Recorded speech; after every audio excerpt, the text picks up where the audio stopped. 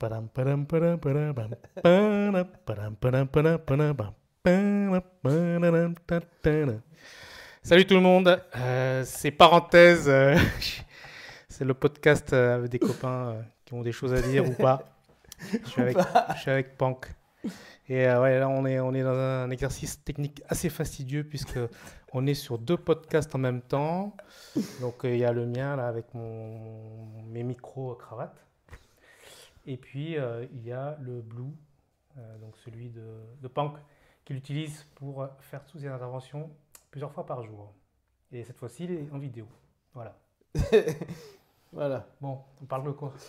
Alors c'est ça qui est génial, c'est faire un podcast sans savoir de quoi on va parler.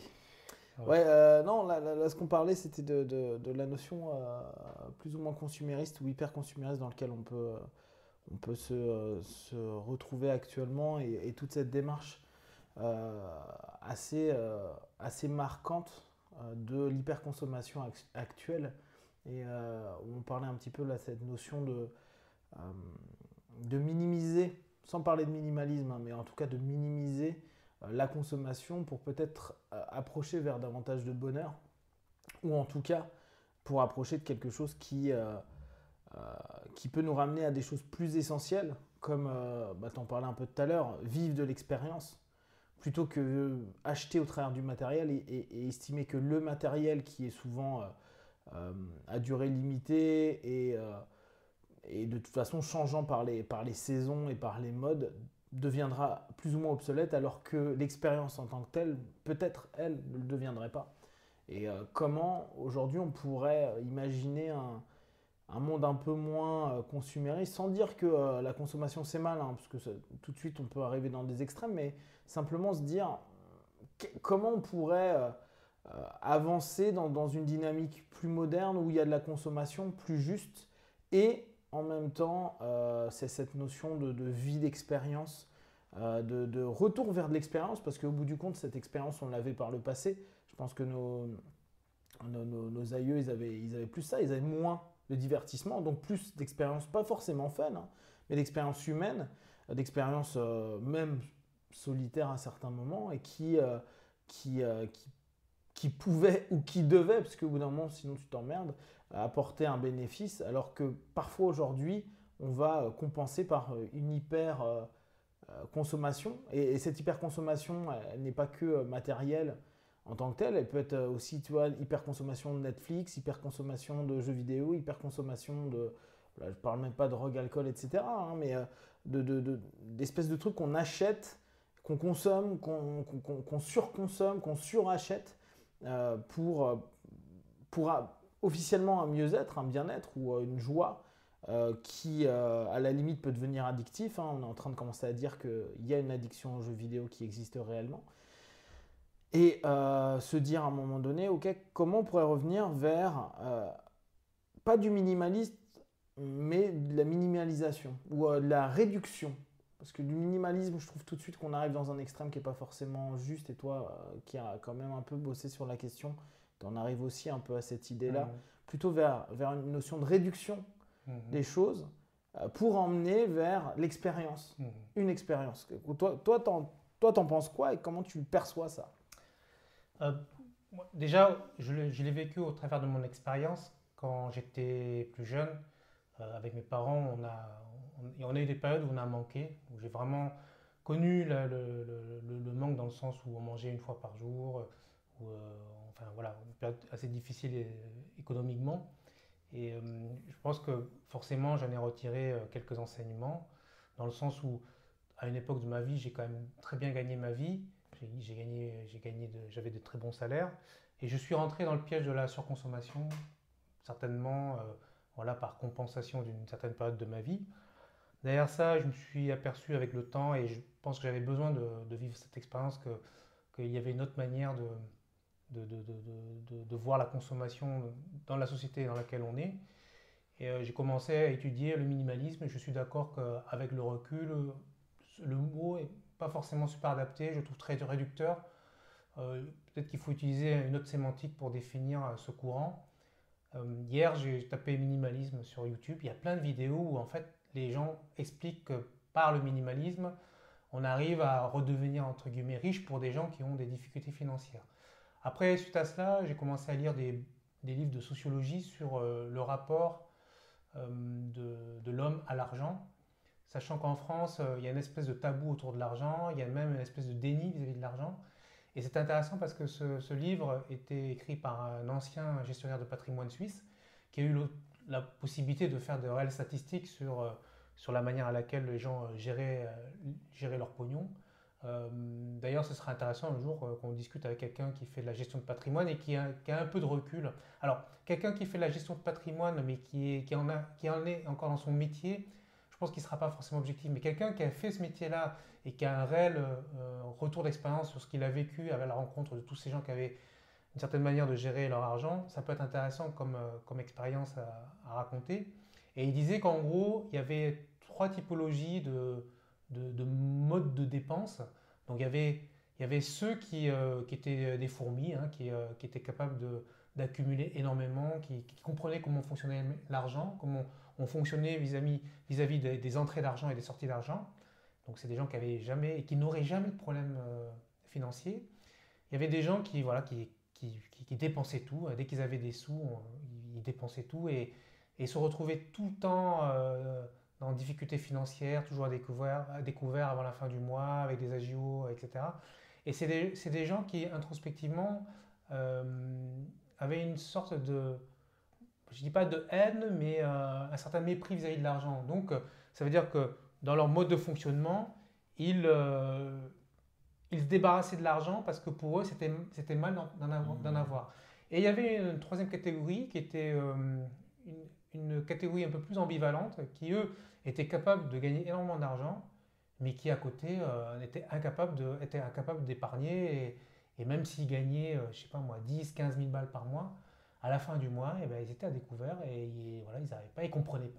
Dans le mode de fonctionnement, ils ne comprenaient pas ce qu'ils faisaient de cet argent-là. Et moi, j'en connais autour de moi. Moi, je suis plutôt du style fourmi. Moi, je ne comprends pas. Je regarde les gens, je me dis, mais comment font-ils avec ce qu'ils gagnent pour ne se retrouver à sec à la fin du mois? Et pour autant, c'est des gens qui sont comme ça, comme une sinusoïde autour du point zéro, mais ils n'ont jamais de difficultés sérieuses. C'est-à-dire que même si à un moment, voilà, ils sont un peu à découvert, ils trouveront toujours une manière de gagner de l'argent et puis voilà, le mois d'après, ils touchent des gros salaires. Donc voilà, c'est vraiment enfin, si on peut catégoriser un peu les gens de cette manière-là, même si il y a des gens qui n'aiment pas catégoriser, mais si on peut définir des familles comme ça, je pense que chacun d'entre nous, on arrive à voir à peu près dans quelle famille on est. Et je pense que je fais partie des gens qui comprennent comment ça fonctionne et qui voilà, ont repris un peu une maîtrise de leur consommation pour arriver à quelque chose de plus juste. Et pour finir avec ce que je dis, on en parlait tout à l'heure, je préfère investir effectivement dans des expériences, des moments passés, voilà, des choses dont on peut retirer quelque chose humainement, où là, pour le coup, on va dire, je suis plutôt généreux. Voilà, typiquement, quand on part en vacances, on part dans des pays accompagner des copains qui vont combattre, ou voilà, vivre des expériences, aller au restaurant. Ça, pour moi, il n'y a aucun souci. Par contre, c'est vrai qu'il y a un vrai travail sur, on va dire, le tout venant, la petite consommation, qui cumulée, les petites dépenses de droite et de gauche, en plus avec Internet maintenant, le e-commerce et tout. Enfin, je veux dire, les gens se lâchent complètement. Moi, je suis vraiment effaré par le nombre de gens même si leurs revenus sont assez confortables, parce qu'on devine avec leurs conditions socio-professionnelles qu'ils ont quand même des bons revenus, ils n'arrivent pas à mettre tant que ça de côté. À ton avis, au niveau on pourrait appeler ça du réductionnisme, qu'est-ce qu'il faudrait réduire, diminuer dans le quotidien pour apporter ou retourner, parce que je pense que c'est un peu comme le sucre et autre chose comme ça, on s'est tellement habitué à consommer qu'on en est addict. On est addict à la consommation dans toutes ses facettes. À ton avis, vers quoi on devrait s'orienter, en tout cas toi dans tes expériences, pour arriver dans un réductionnisme cohérent et pour sortir dans un premier temps, je ne parle même pas de retourner vers quelque chose de plus simple, je parle déjà de sortir de cette espèce d'hyperconsommation et je repose le contexte. Hein. Notre hyperconsommation, elle peut être très bien matérielle, mais elle peut être, aujourd'hui, il y a quand même la notion de Bing, tu vois, Apparaître. ouais, mais outre ça, non, non, c'est plutôt sur la notion de, pour les séries, je vois par exemple les gars qui sur les séries vont enchaîner 15 000 séries, Ah, quoi, 15 000 épisodes. Tu sais, c'est du, ils sont complètement en train de se remplir de séries. Et à ton avis, pour commencer à sortir de ce mode d'hyperconsommation, qu'est-ce qui serait simple déjà de mettre en place, ou en tout cas, quelle notion on devrait voir ou vers quoi on devrait porter notre attention? il y a, il y a une première notion que je trouve sur laquelle on pourrait s'arrêter pour étudier la question, c'est la culpabilité.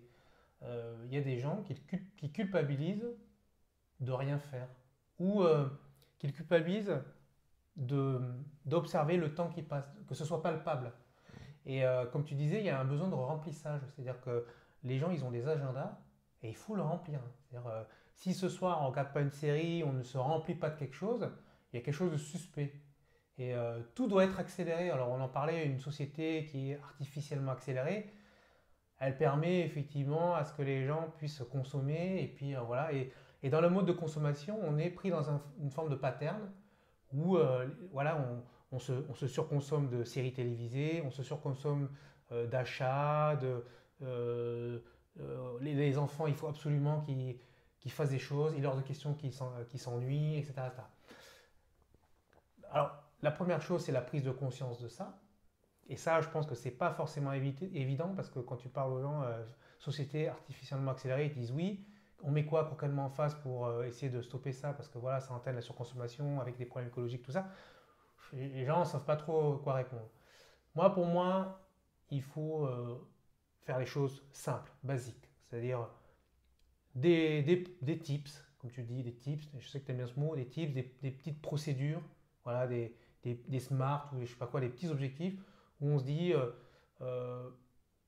par exemple, moi j'ai fait un truc chez moi, c'est que pour les vêtements, alors on pense souvent aux vêtements parce que les vêtements on en achète plein et c'est à la mode, voilà, ça cristallise bien la notion de consommation, de surconsommation. J'ai enlevé toutes les armoires chez moi et j'ai tout réduit à aller à quelques tiroirs et une penderie. D'accord. Même si moi, comme je disais, avant j'étais quand même un gros consommateur, j'achetais plein de vestes, de chaussures, des choses comme ça. Au fur et à mesure, je réduis et je transforme des choses chez moi. C'est-à-dire que avant j'étais content quand j'achetais des choses. Maintenant, je suis content quand je me suis débarrassé de choses. Euh, il y a toujours cet objectif. On voit beaucoup de podcasts et de vidéos, de blogs qui disent voilà, je veux vivre avec 50 objets, je veux vivre avec 100 objets. C'est pas un objectif, hein, c'est une procédure. C'est-à-dire que quand on arrive à 50 objets, bon, ben, on fait quoi? On sait pas quoi faire. Je pense que c'est pas l'objectif. L'objectif, c'est de se dire, voilà, si j'ai une valise voilà, cabine qui fait tant, parce que j'ai décidé que je ne voyagerai plus en valise soute et je ne voyage qu'en valise cabine. Eh ben, avec cette valise cabine, quelles sont les choses que je peux mettre qui sont essentielles, mais j'ai pas le droit de dépasser ça. Voilà, ça c'est le genre de tips que je propose. Et c'est des choses que j'ai fait et qui fonctionnent. Et on peut dire à ce moment-là, ben voilà, je commence à réfléchir et dire bon bah j'ai pas besoin d'avoir 20 t-shirts, quelques t-shirts suffisent. Alors on commence à réfléchir sur la qualité du t-shirt, sur la couleur. Alors je prends du neutre parce que le neutre c'est facile, je ne me prends pas la tête quand je choisis le matin, etc., etc. Après, l'autre chose c'est se dire bon, à un moment tu dis ah j'ai quand même plusieurs affaires lesquelles je garde, je peux pas tout garder, j'ai 4 paires de godasses, qu'est-ce que je prends et tout. Et il y a des, il y avait, il y a des écrivains qui ont proposé la chose suivante, c'est que face du doute et de l'hésitation, eh ben, le truc on le balance. Si l'objet en question ne stimule pas une certaine joie forte, ça veut dire que tu n'en as pas besoin et que tu peux t'en passer. C'est assez radical, c'est vrai, mais voilà, ça permet déjà de faire un premier tri. Donc on se dit, il y a toujours chez nous des objets qu'on utilise peut-être 20 fois par jour. Et voilà, ça doit faire partie de cette famille-là, ces objets que tu vas mettre dans cette valise cabine en question. Donc c'est vraiment un symbole. Donc il y a ça. Donc voilà, moi j'ai décidé de travailler sur les contenants. Et il y a quelques années, on a décidé avec ma famille de déménager. On avait un grand appartement. On est passé de 120 mètres carrés à 80 mètres carrés. Eh ben, forcément, on a dû faire des choix sur le fait de garder certains meubles et tout ça. Donc après, voilà, avec le bon coin, si vous mettez les choses au bon prix, si le produit est assez demandé, ça peut partir assez rapidement. Vous avez la possibilité d'amener les choses aussi chez Emmaüs, parce que donner c'est bien aussi. Vous pouvez, nous, on a, dans notre bâtiment, on a un groupe WhatsApp. Dès qu'on a un truc dont on ne sert plus, on le propose. Il y a des gens à qui ça peut servir et le reprennent. Voilà, on fait du troc, on donne, on le descend. Ouais, il y a de multiples façons de se délester de certaines choses. Et je pense qu'il ne faut pas forcément penser que c'est quelque chose de métaphysiquement insurmontable. Mais voilà, des petits tips comme ça, des petites procédures comme ça, eh ben, mine de rien, ça aide bien et ça permet de voir les choses un peu plus claires. Et après, l'esprit, la conscience fera son auto-éducation pour pouvoir se mettre en position de s'alléger déjà matériellement. Donc pour moi, c'est un premier step. Qu'est-ce que ça apporte, à ton avis, d'aller dans ce cheminement-là? Aujourd'hui, sachant que la consommation, les gens ont une illusion d'être heureux. Ils ont des choses, ils font des choses pour avoir des choses. Et régulièrement, moi, je mets en avant le fait que, bien sûr, on ne peut pas enlever l'avoir et le faire. Néanmoins, l'avoir et le faire, et le surfaire et le suravoir nous distancient de l'être. Là, dans ce que tu proposes, qu'est-ce que ça t'apporte, toi, dans l'être, dans ce que tu es fondamentalement, et en tout cas, dans ce que tu ressens fondamentalement, et pas simplement dans un acte qui peut être simplement que mental à un moment donné. Quel est le ressenti que tu peux avoir dans le vécu? Dans le vécu, ça permet déjà de sortir de certains patterns. C'est trop facile de se dire que finalement, mon objectif, c'est de bien gagner ma vie, d'avoir une maison, d'avoir une belle voiture, bon, voilà, d'être bien habillé, voilà, d'avoir un joli paraître.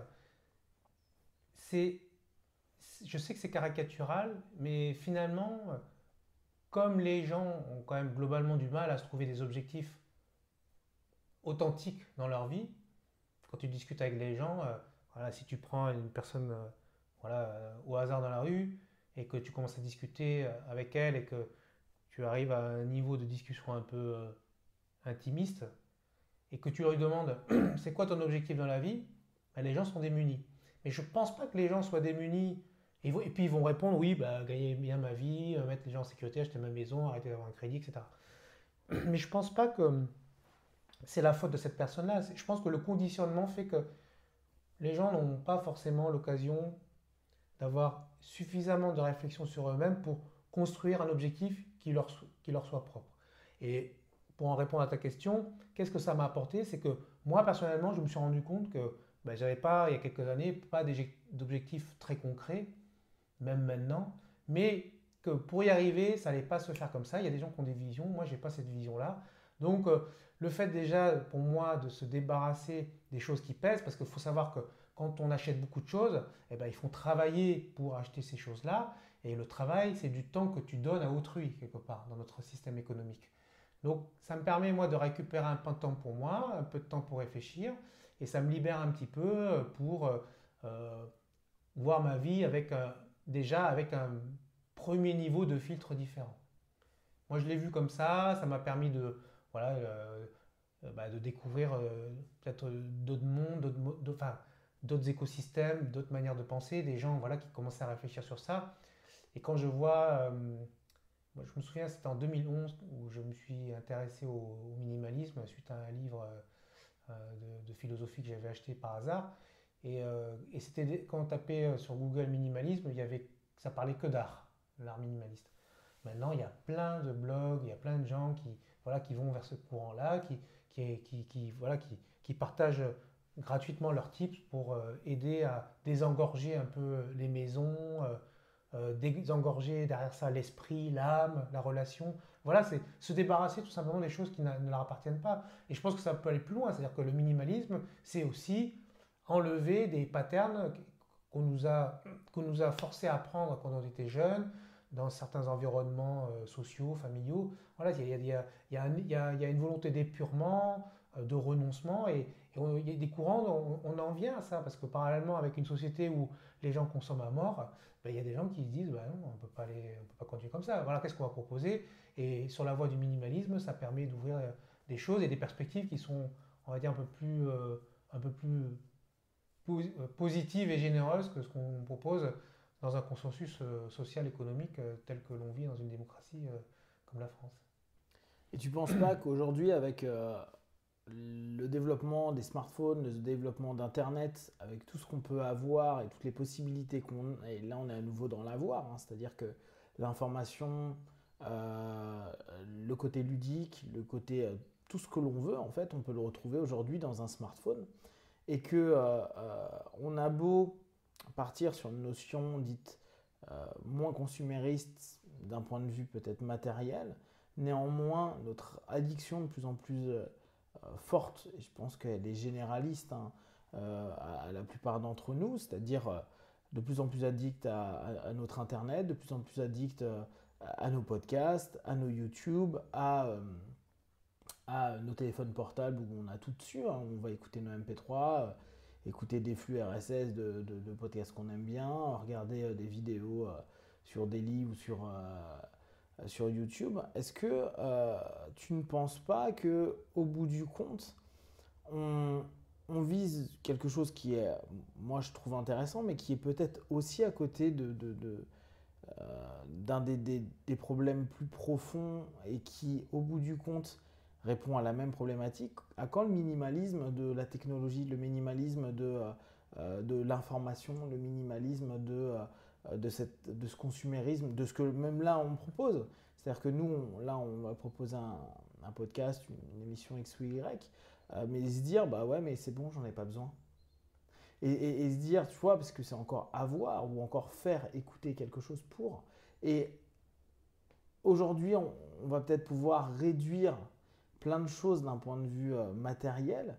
Si on reste, je dis n'importe quoi, X heures par jour sur notre PC et ou sur notre smartphone, à choper de l'info, à stimuler, parce que moi, de ce que j'observe, c'est que la consommation est une stimulation addictive, une stimulation qui nous amène vers toujours plus et encore davantage, et que certes, tu peux te dire, bon bah voilà, ma vie, je la réduis à 50 ou 100 produits, mais si dans ce produit-là, tu as Internet, si dans ce produit-là, tu as un téléphone portable, à quel point on arrivera réellement vers quelque chose, moi je reprends là mon triptyque, hein, de passer petit à petit de l'avoir qu'on est en train de diminuer vers un faire qui sera un faire expérimental, ou en tout cas vers davantage d'expérimentation à un moment donné, et peut-être pour aller recroiser un être, mais un être qui ne sera pas dans j'ai de l'information ou j'ai trouvé une information, j'ai trouvé un loisir, j'ai trouvé un truc sur mon portable, mais un être qui va être bah justement de cœur à cœur si c'est dans des rencontres avec des gens, ce que tu as appelé tout à l'heure intimisme et que tu avais parlé avec Eric d'ailleurs des différents rapports qu'il peut y avoir, qui était d'ailleurs de Berne, hein, ça c'est de l'analyse transactionnelle dont tu parlais. Donc à ce moment-là, comment tu le perçois par rapport à la technologie qu'on a et toi comme moi, comme plein de nos potes, on est peut-être dans une notion où on diminue, ce que je disais, un réductionniste des choses. Néanmoins, on est quand même des gros accros à la conso de conférences, à la conso de notre internet, quoi. Et on pourra me dire oui, mais c'est super parce que c'est de la culture, parce que. Je le sais bien, moi aussi je peux le défendre. Simplement là, si on reste dans notre idée de réductionniste pour une meilleure qualité de vie, une meilleure qualité d'être dans la vie, comment toi tu te situes par rapport à ça et à ton avis, qu'est-ce qu'il y a à faire ou est-ce que tu estimes que ça ne fait pas partie justement du monde à penser du minimalisme et réductionnisme? Je pense que déjà, c'est pas évident de pouvoir se changer. Et l'idée, c'est plutôt de dévier. C'est-à-dire que on est sur des systèmes de vases communicants. C'est que, effectivement, le besoin de remplissage, de surconsommation, qui serait de surconsommer d'un point de vue matériel, on peut déjà le dévier sur de la surconsommation de connaissances, par exemple. Parce que ça permet, il faut penser en termes d'incidence. C'est-à-dire que quand j'achète tous les jours 4-5 objets en plastique, c'est quoi l'incidence écologique derrière? Tu vois, et à quoi ça sert? C'est quoi l'incidence économique pour ma famille? Si derrière, je remplace mon besoin de remplissage non plus par du bien matériel que j'achète voilà, dans des magasins ou sur Internet, par le besoin effectivement bah, de me nourrir de partage d'informations, de podcasts, de choses qui sont sur le smartphone. Je dis déjà c'est une première étape déjà pour changer. On ne peut pas changer comme ça du jour au lendemain. Je pense que c'est vraiment difficile comme ça de changer, de se dire du jour au lendemain stop. Moi pour avoir essayé de le faire, je trouve que c'est vraiment pas évident. D'accord. Donc là, ça me permet déjà de faire une première étape et de prendre conscience de certaines choses. Et en attendant, effectivement, ben, on est encore sur cette pulsion de toujours vouloir remplir et d'être encore sur son smartphone, d'aller chercher de l'information, voilà, d'être une forme de boulimie de quelque chose. Je pense qu'il faut voilà, réfléchir sur les notions d'incidence. Après, lorsqu'on est sur le besoin de, de se remplir de contenu virtuel ou virtualisé, il y a l'idée du smartphone, il y a l'idée de la consommation Internet, la bande passante, et on sait que derrière ça, c'est également consommateur d'énergie, parce que derrière, on sait que lorsqu'on fait des photos, voilà, quand on le met sur le cloud, ça remplit un espace sur un data center, et qu'au bout d'un moment, si tout le monde commence à le faire, bah, data center, il faut l'agrémenter de nouvelles lames pour pouvoir agrandir la capacité, etc. Donc, Factuellement, moi, avec le nombre de vidéos que j'ai, bah, tu as un data center en Islande c'est ça. qui t'est dédié. Il y a, au niveau écologique, je ne suis pas écologique. Non, pas du Alors qu'on est originellement, se dire, bon, c'est un partage d'infos. Et quand tu vas écouter un podcast ou autre, on ne pense pas à se dire, ouais, mais là, le mec, ça fait son. Regarde Joe Rogan ou Tim Ferriss, si on prend les grands, là, ils ont combien de centaines de podcasts? Et donc, combien de gigas, téras de données dans des data centers? Donc, quand tu le regardes, tu valides le fait qu'il devient polluant. Oui, il est polluant. Alors après, derrière ça, c'est des gens qui ont, pour certaines personnes, un statut de gourou. C'est-à-dire qu'ils pilotent des idées. Et si derrière ça, je ne sais pas, Joe Rogan, je crois qu'il a 2 millions de followers. Si dans les deux, et si Joe Rogan commence à dire, bon, les gars, faut arrêter d'acheter tout et n'importe quoi, d'aller acheter des trucs qui sont fabriqués en Chine alors que chez vous, il y a un mec qui fait le truc et que ça évite d'avoir un container qui se promène, etc. Et que sur les 2 millions, il y en a 1 million qui se disent ah ben Joe Rogan ou Tim Ferriss ont dit un truc, ça a fait tilt dans ma tête, je vais faire un peu gaffe. Il faut faire une équation commune. C'est-à-dire qu'il faut essayer de comprendre si, dans le fond, est-ce que les 1000 vidéos qu'a mis Joe Rogan qui vont polluer tant en termes d'énergie par rapport à la planète, est-ce que son message qui est partagé par tous chez des gens ne va pas générer finalement un bilan plus positif dans le sens où ces 2 millions de personnes vont avoir une attitude consumériste qui va être moindre parce qu'ils sont influencés par un mec qu'ils ont pris comme gourou parce que, voilà, parce que les gens ont besoin de gourou. Ça, on n'a pas la réponse, on ne sait pas. C'est suffisamment complexe pour se poser la question de l'intérêt du truc au global. Donc, pour en revenir à ce que tu dis,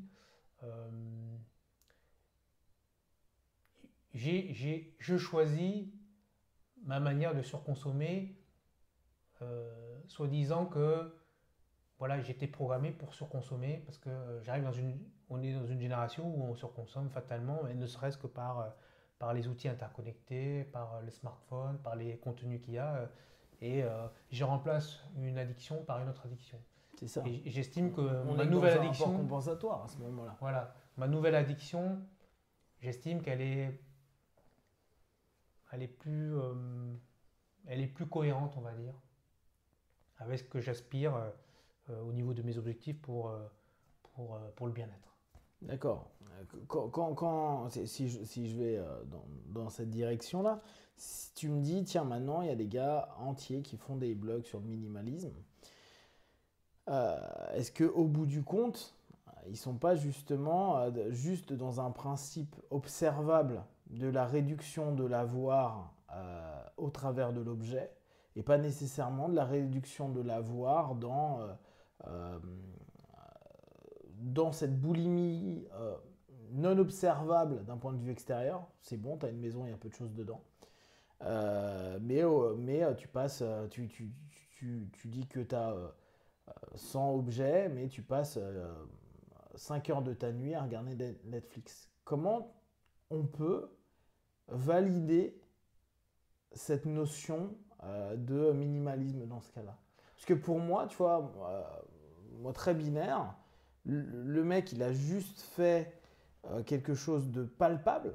Donc, on va répondre encore à une espèce de notion d'attente d'un groupe social. Le groupe social aujourd'hui, être minimaliste et ou slash réductionniste, ça peut être bien. C'est le mec qui consomme moins. Et si pour moi, tu as une compensation équivalente sur le principe compulsif, j'y vois pas aujourd'hui un intérêt autre, outre, bien sûr, on va parler du caractère écologique, etc. Mais pour moi, là, dans le fondement de l'humain, j'y vois pas un plus. C'est juste, bon, bah, à la place de prendre ma coke, je prends mon héros. Ou à la place de prendre mon scotch, je prends ma vodka. Et on va me dire, ouais, mais attends, moi, je bois plus de scotch. Donc, regarde, j'ai que 100 trucs. Moi, je suis un vrai minimaliste, je pense peu. Quoi, je pense peu en termes de quantité à ce niveau-là. Par contre, derrière, bah, je passe 10 heures par jour à écouter de la musique. Bah, pour moi, de ce que là, dans cette discussion, ce que ça me fait ressortir, c'est en gros, c'est simplement ton comportemental qui semble changer, néanmoins, il reste exactement sur le même motivationnel. C'est-à-dire que la source est la même. Est-ce que, à ton avis, vu que tu connais vraiment, en tout cas tu t'y es vraiment penché sur cette question, tu as l'impression que ces minimalistes-là sont des vrais minimalistes ou c'est du show-off du minimalisme et justement il y a probablement peut-être des compensations, voire surcompensations dans d'autres secteurs de vie? Le problème, c'est que je ne les connais pas, ces gens-là. Mais après, tu vois quand même qu'il y a si tu veux, il y a quand même des règles d'or dans le minimalisme. C'est-à-dire que très souvent, les gens, ils n'ont plus de télé. Tu vois, aujourd'hui, à partir du moment où la ouais, non, mais structure... je pense pas qu'ils regardent Netflix. Tu vois, ça fait. Enfin, Tu penses pas qu'ils utilisent leur PC à tirer la règle? Moi, quand je dis Netflix, c'est pour moi passer 8 heures ou 5 heures sur Google ou sur iTunes ou n'importe quoi. Hein. Et même si tu me dis, oui, mais je suis pas sur Deezer, mais un truc alternatif, j'en ai rien à battre, c'est la même chose. C'est-à-dire là, vraiment, je parle pas de la forme que ça va prendre. Je parle vraiment du fond du concept. Quelqu'un qui passe 10 heures sur Wikipédia, tu as beau me dire, oui, mais c'est une encyclopédie, c'est Wikipédia. Pour moi, on est dans le même principe de l'avoir et de l'excès je reprends ce terme-là, c'était le terme tout à l'heure que je cherchais en anglais, la binge, je ne sais plus comment ils le disent, mais boulimie, cette notion de boulimie de quelque chose. Ce qui est intéressant, c'est que tu as utilisé le mot, on a été programmé pour surconsommer.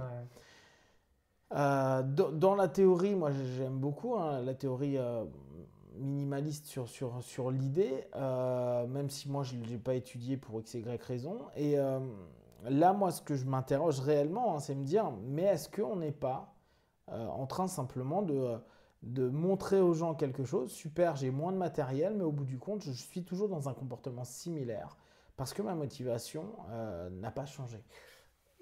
Je pense que la force du minimalisme, c'est qu'il y a un côté radical. C'est-à-dire que